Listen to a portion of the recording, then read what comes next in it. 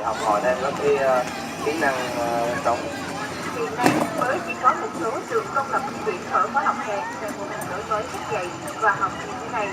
Như trường tiểu học Võ Thực Ngoạn, Phan Đình Phùng, Lê Đình Chinh. Sau thời gian thực hiện, mô hình này sẽ được nhân rộng đến các trường mầm non và tiểu học ngay trong năm tới.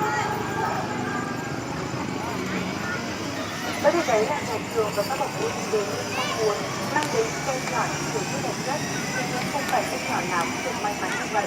Không ít em đã phải đi lao động từ sớm, nguyên nhân thì có nhiều, có thể là do bị ép buộc hay là do hoàn cảnh gia đình có nhiều khó khăn. Nhưng theo một báo cáo của tổ chức lao động quốc tế ILO đưa ra trong ngày thế giới chống lao động trẻ em ngày 2 tháng 6, một nguyên nhân mới có thể khiến nhiều em nhỏ Việt Nam trở thành lao động trẻ em, đó chính là thảm họa và biến đổi khí hậu. Hiện Việt Nam là một trong 5 quốc gia chịu ảnh hưởng nhiều nhất của thiên tai và biến đổi khí hậu. Thiên tai Việt Nam có chiều hướng ngày càng phức tạp và gia tăng. Tại các khu vực xung đột và thiên tai, nhà cửa và trường học thường bị phá hủy, nhiều gia đình mất khả năng tiền sống. Do thiếu sự chăm sóc của gia đình và không được xã hội bảo vệ, trẻ em phải đối mặt với nguy cơ cao thì buộc phải đi lao động sớm. Theo thống kê, trong 10 trẻ em thì có một người là lao động trẻ em. Nhà tôi tất lại á. Vừa rồi cũng đã kết thúc chương trình tối nay của chúng tôi. Cảm ơn quý vị và các bạn đã quan tâm theo dõi. Xin kính chào tạm biệt và hẹn gặp lại.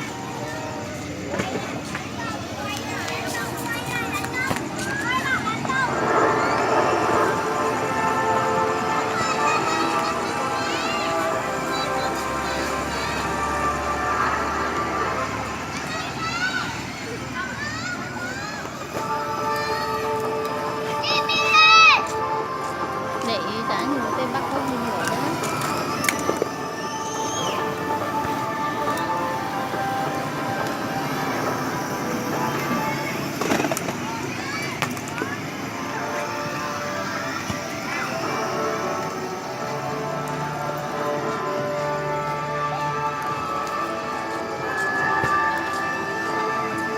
Anh bảo lúc rồi lấy cho tôi nó mua lấy cho tôi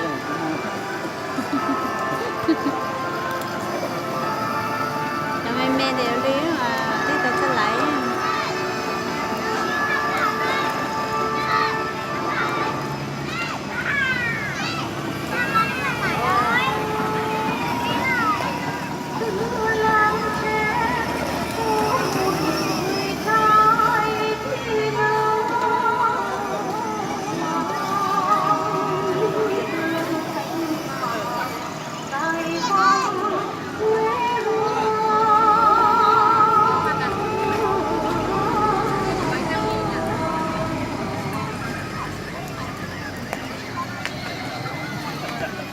Ta trở về làng quê, gốc quê hương nguồn cội Bắc Hồ.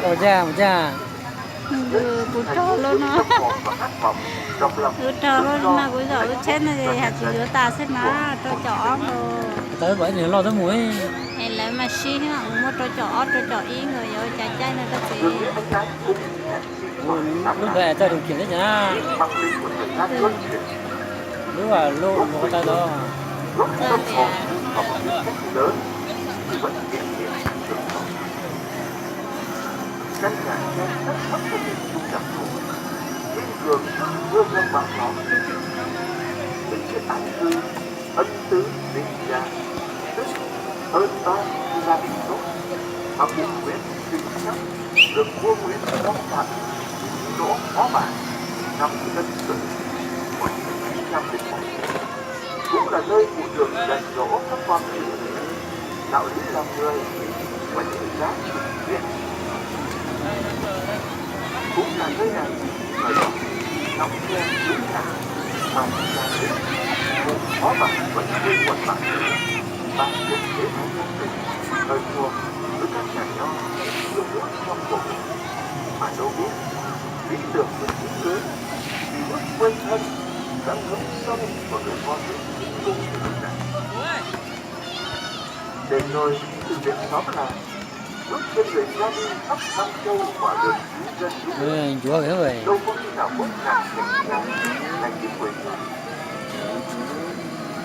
trái tim tâm hồn và cốt cách vẫn bén nguyên người này. Cho nên bạn trả lời cái nhà bảo đánh dân tan này vào cả tuổi nhiều bác Đó là đó được sản phẩm người tham gia ở đây là từng người cũng đã được làm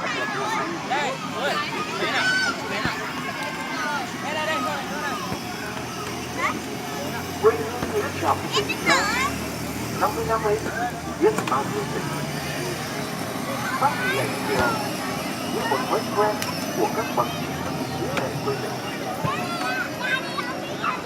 trong 50 năm bốn ba được chú nước tạo trồng ra mấy em bảo thôi là treo chiếc cổ đấy treo xe máy một nhà nước non trẻ đất xây dựng kệ đi. một mặt ở Việt Nam treo xe máy này cái gì treo người ở đây biết Xe lú người xe có lo một ha. Xe máy này thế nên nó chạy này lúc bị chạy. chưa tay sướng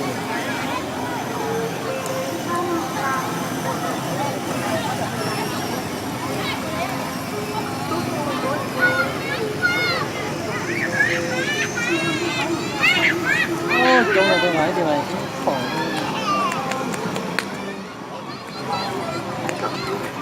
nếu ta lấy này à không được đâu với cái thảo thường xuyên lúc nhà có lòi à những phút tuổi thơ lại ùa về trong tâm tình